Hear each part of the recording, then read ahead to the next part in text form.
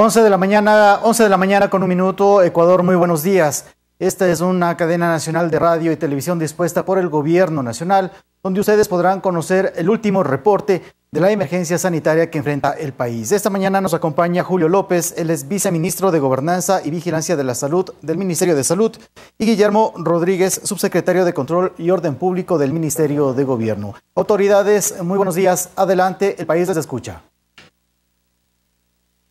Muy buenos días. Gracias por la oportunidad de informar y transparentar a la ciudadanía acerca de los diferentes operativos de control que se están desarrollando a nivel nacional y todos sumados en este propósito de evitar la propagación del virus. Perfecto. Gracias. Señor viceministro, buenos días. Muy buenos días a toda la ciudadanía. Aquí con toda la información oficial de lo que está sucediendo en el desarrollo de este proceso pandémico mundial y que tengan los informes a través de la fuente oficial. Perfecto. ¿Cuál es el último reporte, señor viceministro, que usted nos puede compartir a la población respecto a los casos de COVID en el país? Sí, bueno, iniciamos con el informe de la situación nacional en cuanto a COVID-19, el coronavirus, con un corte el día de hoy a las 10 de la mañana, en el cual ya el Ecuador reporta en estos momentos 1.890 casos confirmados, de los cuales también tenemos 2.835 casos con sospecha, 57 personas fallecidas, 2.159 casos descartados y continuamos con los 3 casos completamente recuperados. En el caso particular del detalle de este grupo de pacientes tenemos de que se encuentran estables con aislamiento domiciliario 1.596 pacientes, de los cuales, de los siguientes pacientes hospitalizados, tenemos un grupo que se encuentra estable, que son un número de 120, hospitalizados con pronóstico reservado son 114 pacientes. Esto en su totalidad, junto con los recuperados y los fallecidos, suman el total que habíamos mencionado de 1.890. Adicionalmente, quiero hacer una información con respecto particularmente de cada una de las provincias. En la provincia de La Suay se reportan 53 casos, en Bolívar 14, en Cañar 25, en El Carchi 5, en Chimborazo 15, Cotopaxi 5, El Oro 25, Esmeraldas 4, Galápagos 4, Guayas 1.376 casos, Imbabura 9, Loja 15, Los Ríos 60, Manabí 46, Morona Santiago 9, Orellana 1, Pastaza 5, Pichincha 171, Santa Elena 10, Santo Domingo de los Áchilas 15, Sucumbíos 18, Tungurahua 4 y Zamora Chinchipe 1.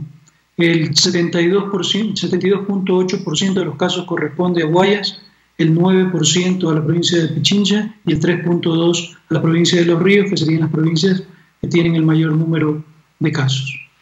Perfecto, gracias, señor viceministro. Y vamos de inmediato con las preguntas que los colegas periodistas nos han hecho llegar para transmitirles a ustedes de manera directa.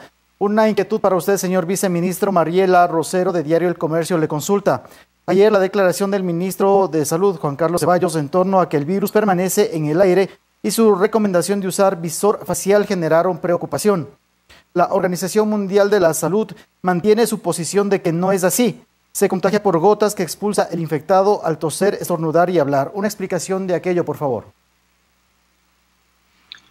Sí, hay que hacer una aclaración particular con aquello. Efectivamente, muchas veces por los tiempos de televisión o de entrevista no permiten hacer algunos detalles técnicos, y yo creo que frente a la alerta que se ha levantado es importante de que nosotros podamos tener un poco más de detalles técnicos. Primero, el ministro ha sido completamente enfático en señalar de que el virus se encuentra en estudio, es decir, que permanentemente vamos a encontrarnos con información a diario. Nosotros tenemos equipos completos que se encuentran verificando información y la mejor evidencia todos los días en todo sentido, el estudio del virus, métodos diagnósticos, tratamientos, profilaxis, todos estos temas son abordados por diferentes equipos que permanentemente se están actualizando, eso de manera general. Ahora, de manera particular, hay que señalar de que todos los estudios con respecto al virus son estudios experimentales, es decir, en ambientes absolutamente controlados. Dentro de estos estudios controlados se hace una evaluación de la suspensión del virus en el aire. Se ha determinado, pero estos ambientes controlados, experimentales, más se relacionan con episodios de generación de aerosoles que solamente ocurren en los ambientes hospitalarios, ¿sí? Entonces hay que hacer esa aclaración de que es en los ambientes hospitalarios donde se hacen procedimientos que producen aerosoles donde el virus podría suspenderse, y por eso la necesidad que el personal sanitario tenga medidas de protección que incluyen los visores faciales. Hay que ser enfático en esta particularidad, que era importante ahora poder hacer esa aclaración, ampliar esa explicación que el ministro dio el día de ayer. Es decir, señor viceministro, por ejemplo, las personas que van a los supermercados a hacer sus compras de abastecimiento y van con las medidas de protección que ustedes mismos han señalado, una mascarilla, en la medida de lo posible guantes, los señores guardias, por ejemplo, que trabajan en la calle, policías y militares que están en tareas de control, ¿no tendrían mayor riesgo de contagio sobre la base de lo que usted ha explicado en estos últimos segundos? Sí, efectivamente hay que hacer esas aclaraciones. Las medidas en el exterior de los ciudadanos siguen siendo exactamente las mismas de distanciamiento, de protección, son exactamente las mismas. No se han sido modificados, fueron dentro del contexto de la entrevista del día de ayer en la cual se hizo esta información, pero era importante poder ampliar los detalles. Las medidas para la ciudadanía siguen siendo exactamente las mismas. Es decir, el virus permanece en el aire, en espacios cerrados y donde estén personas infectadas. Esa básicamente es la esencia. Sí, efectivamente, y ni siquiera solamente en espacios cerrados, sino también en espacios en los cuales se hace procedimientos como los médicos en vías respiratorias, como aspiración, intubación, en los cuales se pueden provocar aerosoles. Ahí es donde se puede determinar y se parece más al modelo experimental y en el cual puede generar alguna complicación, y por eso la necesidad de ampliar la protección en los equipos médicos. Perfecto. Una consulta al señor subsecretario de Control y Orden Público del Ministerio de Gobierno. Marta Vilatuña, de Radio Vigía, le consulta cuáles son los resultados de los controles de especulación de precios de productos de consumo masivo, peso justo, prohibición de venta de productos caducados y la utilización de salvoconductos. Bueno, gracias por la pregunta. Debemos indicar que estamos plenamente articulados y en cumplimiento del decreto presidencial 1017, que primero estableció el estado de excepción, segundo limitó ya los derechos, suspendió los derechos de reunión, así como también de tránsito, y tercero, estableció ya el toque de queda. En esa línea, el Ministerio de Gobierno, con las diferentes instituciones del sector público, ha procedido a ejecutar hasta la fecha 14.000 operativos a nivel nacional, con sus intendentes, comisarios, jefes, tenientes políticos, teniendo más de 70.000 visitas de inspecciones en locales. En primera instancia, el 73% de estas visitas han sido a farmacias, a restaurantes, a diferentes lugares de concentración, donde se cuida que primero estén utilizando medidas sanitarias que garanticen que ese traslado de los alimentos llegue sellados, lleguen de la manera adecuada para que no puedan ser un ente transmisor del virus hacia los domicilios. Eso es fundamental. Hemos tenido también 174 clausuras y también la suspensión de 130 eventos públicos o privados. Es decir, todavía personas que en este proceso, si nosotros hablamos desde el 17 de marzo, no acataban las disposiciones que acabamos de indicar. Y para ello es fundamental también informar en la página web del Ministerio de Gobierno. Nosotros contamos con tres digamos, iconos que nosotros podemos ingresar. Primero, usted puede descargarse el protocolo que regula el empleo de salvoconductos, así como el control. También puede ingresar directamente, sacar el formulario que tiene un código QR. Y el otro también es el reglamento de sanciones. Aquí quiero detenerme un poquito. Cuando nosotros hablamos del código QR o del documento ese que se descarga, nosotros a la fecha llevamos ya, primero, emitidos más de 1.200.000 salvoconductos de 2.400.047 solicitados. Ahí existe una validación, porque no todas las personas que ingresan tienen realmente la condición o se merecen tener un salvoconducto. Y recordémonos que a diferencia del anterior salvoconducto que uno descargaba básicamente una hoja y llenaba a mano, este ya es técnicamente está en una plataforma digital, está anclado con los datos del registro civil y existe una trazabilidad. Esta trazabilidad que le permite que en 3 pasos, es decir, desde el primer momento que usted ingresa los datos de registro de la persona y también de la institución con el RUC, con la persona jurídica, usted en primera instancia ingresa nombres, apellidos, le pide un número celular y le pide también los datos del correo electrónico. Y ahí existe una validación. Y ahí es cuando algunas personas, cuando ya les piden la validación, que van con datos de la cédula, con unas preguntas de dar la certeza que esta persona, quién está detrás de este proceso, básicamente se valida y pasa al siguiente paso. En el siguiente paso ya se ingresan las placas, se ingresan datos del recorrido, hasta el tercero que ya se emite el certificado. Entonces, nosotros esos son los trabajos que se han desarrollado, el control que se está ejecutando a través de Policía Nacional. Ahí también podemos revisar datos. Policía Nacional desarrolla hasta la fecha más de 8.000 operativos en relación al control del toque y queda. Señor y tiene más de 1.050 detenidos. Señor subsecretario, en este aspecto no quiero dejar pasar un detalle. ¿Cómo aplica el esquema de los salvoconductos con las disposiciones o medidas, por ejemplo, que emiten los GATS respecto a los números de placa, por ejemplo, a las motos que hacen servicio de delivery, de entrega a domicilio? ¿Cómo aplica el salvoconducto en esos casos específicos? Que bueno, recordemos ahí que nosotros tenemos dos horarios. De restricción horaria, donde rige el pico y placa, conocido como pico y placa, y el toque de queda. En la restricción horaria, el pico y placa, nosotros desde anteayer estamos ya con los últimos dígitos, los lunes y viernes, recordemos, el 1, el 2 y 3, los martes y sábado con el 4, 5, 6, y los miércoles y domingo estamos con los dígitos del 7, 8, 9. También el 0 que está rigiendo para los días domingo y jueves. Ahí es fundamental. Los taxis que prestan servicio público no pueden circular en horario restringido, tampoco es salvoconducto. Se limita su circulación básicamente en ese horario que está permitido por sus últimos dígitos. También las comidas que se sirven a domicilio se encuentran autorizadas a circular hasta las 7 de la noche. Pero no solamente las comidas preparadas, también estamos en asegurar la cadena alimenticia, es el tema de llevar productos de primera necesidad, a veces de los centros de los comisariatos, que pueden estar cerrados. Recordemos que luego de las 2 de la tarde podrán funcionar, y los restaurantes igual, siempre a puerta cerrada, pero en el caso de los comisariatos a puerta cerrada, y pueden seguir abasteciendo a través de este servicio, pero hasta las 19 horas. Perfecto. Seguiremos con usted, señor subsecretario. Hay gran cantidad de consultas de los colegas, así que vamos maximizando el tiempo, por favor, con nuestros invitados. Carlos Rojas, de Ecoavisa, le consulta a usted, señor viceministro de Gobernanza del Ministerio de Salud. ¿Cuál es una proyección real del número de contagiados, o nos puede dar una lectura médica y técnica más amplia? Las cifras que nos dan cada día empiezan a relativizarse con las denuncias y la desesperación de la gente. ¿Y cuántos médicos contagiados con COVID-19 hay hasta el momento?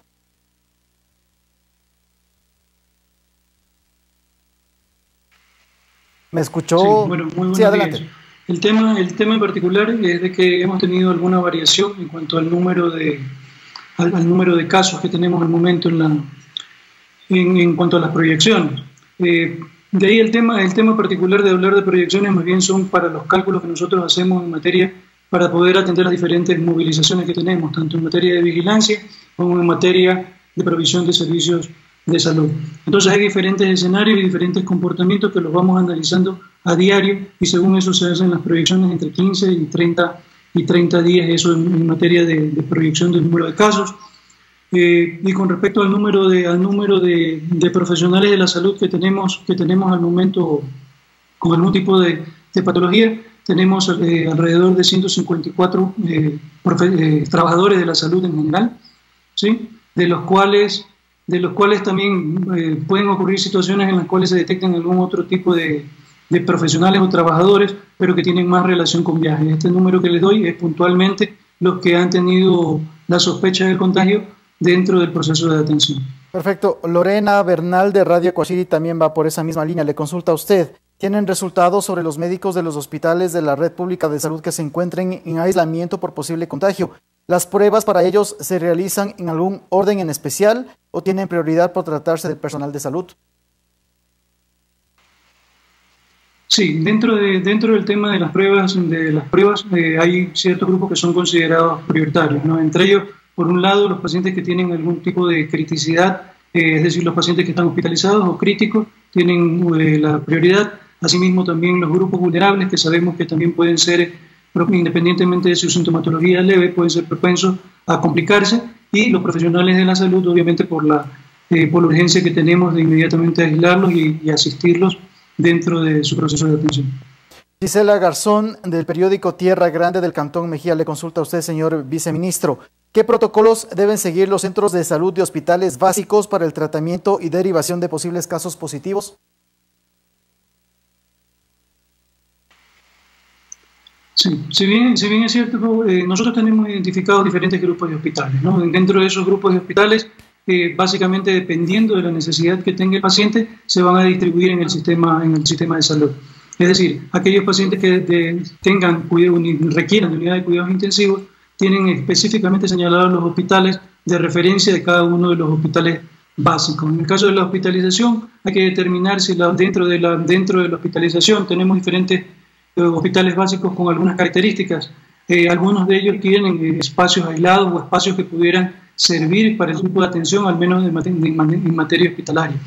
En el caso de que no existan, la referencia es exactamente la misma. Ya los hospitales están organizados para que cada uno, dependiendo de sus diferentes niveles, tengan un hospital de referencia. Hay que hacer un particular acápite aquí en decir de que siempre se hace una coordinación interhospitalaria, es decir, poder garantizar que desde el sitio de recepción cuente con todos los recursos para poder asistir a ese tipo de pacientes. Perfecto. Paola Aguilar de Fundamedios y de Portal Ecuador Chequea le consulta a usted, señor viceministro. ¿La cuarentena termina este 31 de marzo o se extiende? Si se extiende, ¿hasta cuándo? Primero que el tema de la cuarentena, eso es un análisis que lo hace el COE, no es un análisis único por parte del Ministerio de Salud, por un lado. Por otro lado, siempre previo al cierre de los procesos que están señalados, se hace una evaluación del comportamiento de la enfermedad. Es decir, desde diferentes puntos, ¿no? Movilidad, en el caso específico de salud, el número de casos, presencia de casos, los casos complicados que tengamos. Son diferentes aristas que se van analizando previo al evento. Entonces, en este momento todavía no tenemos una evaluación de este proceso actual, y solamente cuando se lo revise en el Comité de Operaciones de Emergencia es cuando podremos decidir si es que existe una ampliación, y si es que existiera una ampliación, en cuánto tiempo sería adicional. Señor subsecretario Rodríguez, de lo que usted conoce, ¿podría extenderse esta cuarentena? De acuerdo a los controles que ustedes hacen como Ministerio de Gobierno, ¿cabría esa posibilidad? ¿Qué es lo que usted nos puede informar al respecto? Bueno, primero me sumo a lo que acaba de indicar el viceministro. Recordemos que tenemos una estructura muy técnica, el COE Nacional, desde la plenaria, que en este caso lo preside el señor vicepresidente de la República, con un equipo técnico de soporte y también con 4 componentes que le ayudan en la toma de decisiones.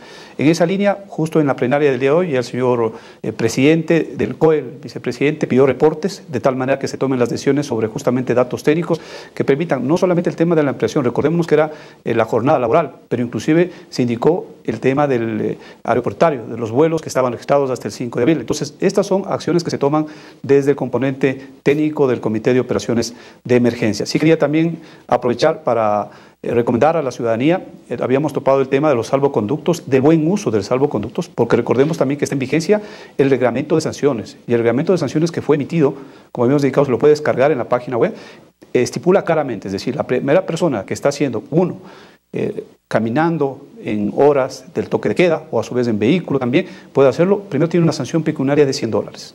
Luego igual, en caso que hay residencia, es de un salario básico unificado. Y a la tercera ya va una detención. Entonces, a veces también como que queremos engañar, pero lo que nos engañamos somos nosotros mismos. Esto es un saludo, un propósito, estamos para salvar vidas, para precautelar su integridad.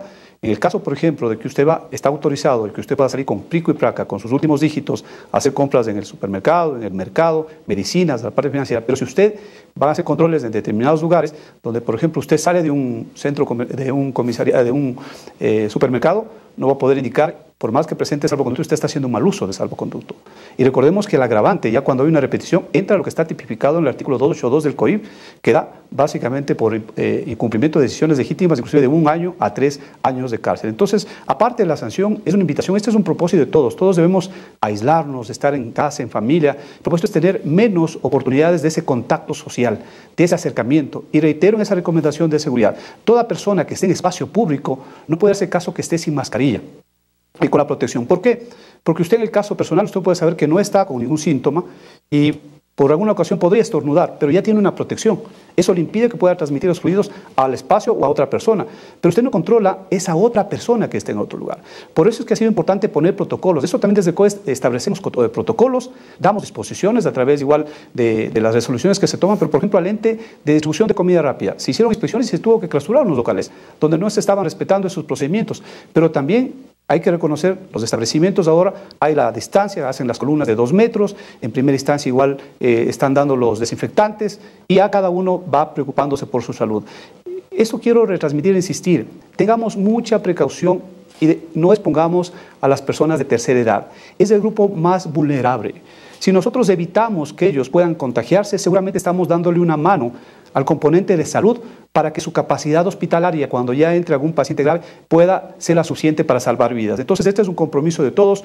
Aquí respetar las disposiciones, respetar aquellos lineamientos que se dan. También reiterar que está asegurando, el Gobierno Nacional está asegurando a través del Ministerio de Agricultura, el Ministerio de Gobierno y otros estamentos, una cadena de abastecimiento logístico. ¿Qué quiere decir eso? Mientras usted descansa, mientras usted está en el toque y queda, se están movilizando los vehículos de abastecimiento a los centros comerciales, a los mercados, a los comisariatos, a los mercados, a diferentes lugares, para que usted cuando al día siguiente está en el horario que le permiten movilizarse, pueda tener los productos de primera línea y a un precio adecuado. Por eso es que al momento se está asegurando que el Ministerio de Agricultura hace sus inspecciones, asegurar que en el caso de la costa, el plátano, el arroz, se ha embarcado, se ha trasladado y también porque también hay que reconocer, hay diferentes héroes, pero uno de esos son la gente que todavía sigue trabajando, los transportistas. Ellos van con un kit de seguridad, hacen procesos de desinfectación y llegan a los mercados. De tal manera que en esa línea estamos activados. Esta es una articulación por diferentes aristas. Si el componente de salud es el principal, pero no deja de funcionar el componente productivo,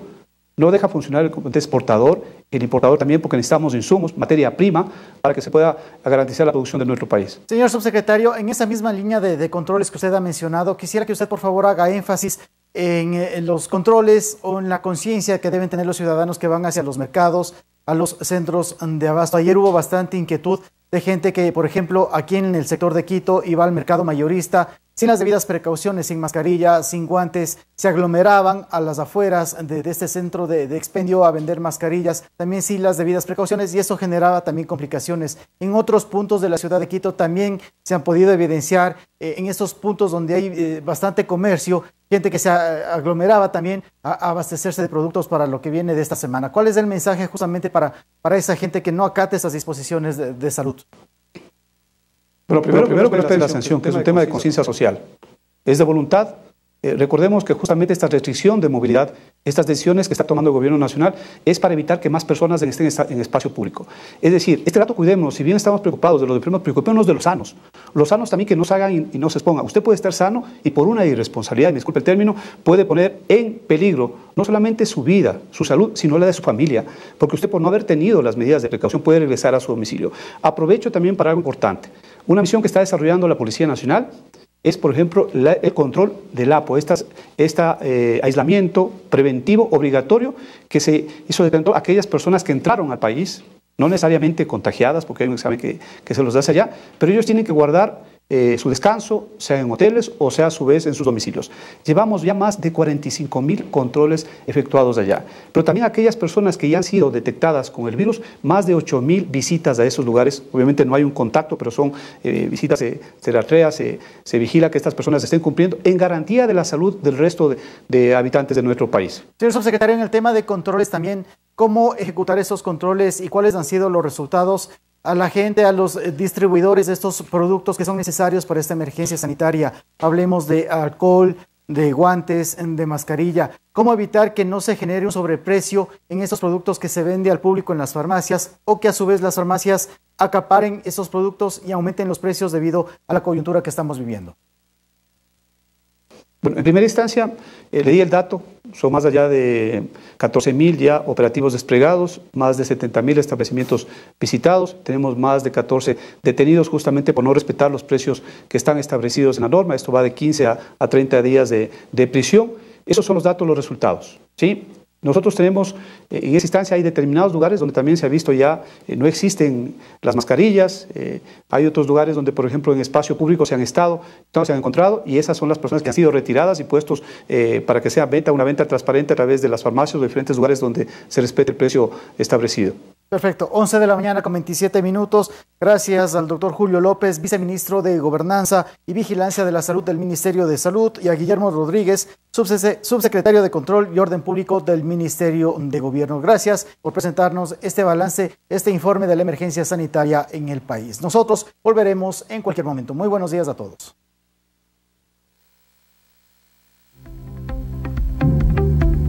Espacio dispuesto por la Secretaría General de Comunicación de la Presidencia.